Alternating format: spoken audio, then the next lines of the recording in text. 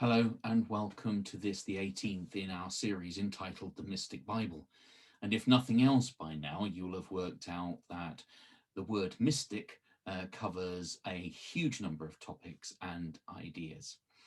This Bible, mystic in itself because of its use of imagery and its understanding of the supernatural being physically present within the images, is something that might encourage us towards mystical thought or thought about the supernatural.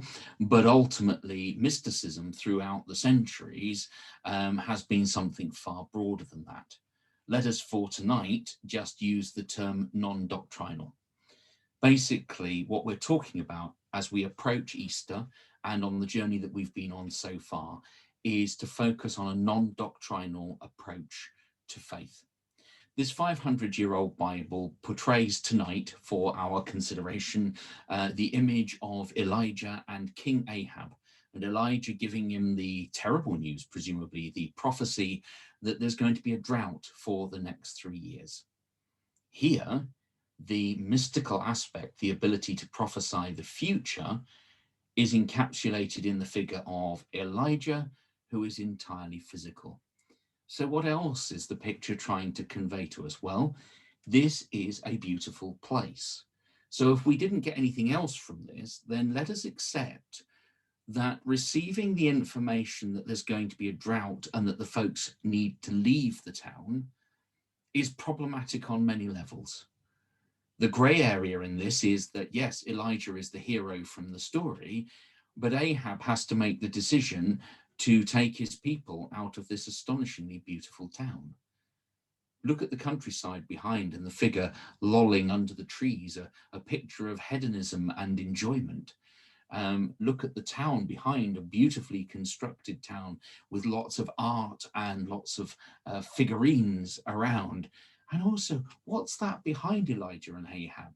Is that the presence of God through the Orthodox Church? Is that us looking east from where this Bible came from? Is that us looking towards the Eastern Orthodox Church? You get my idea that there's a lot here that's being conveyed to us in a straightforward image. This is a place of plenty that's about to lose its status and to suffer a disaster. Imagine if Elijah had turned up 3 years ago and said, in 3 years' time, you need to be prepared because there's going to be a pandemic. And maybe that's something we're missing in our current age.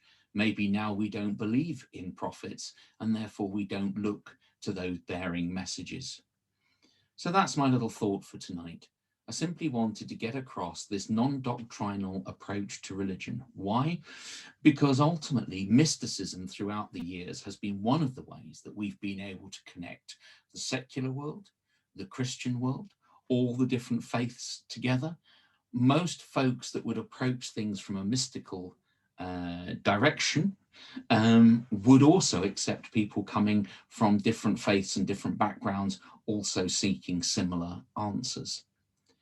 So in our non-doctrinal approach, we see Elijah and Ahab, and we say, not only is this a grey area, but are we now starting to look east towards Easter and towards the Eastern Orthodox Church, and to open ourselves to the idea that the message about our current lives is already embedded in the scriptures and embedded in the words of the characters like Elijah.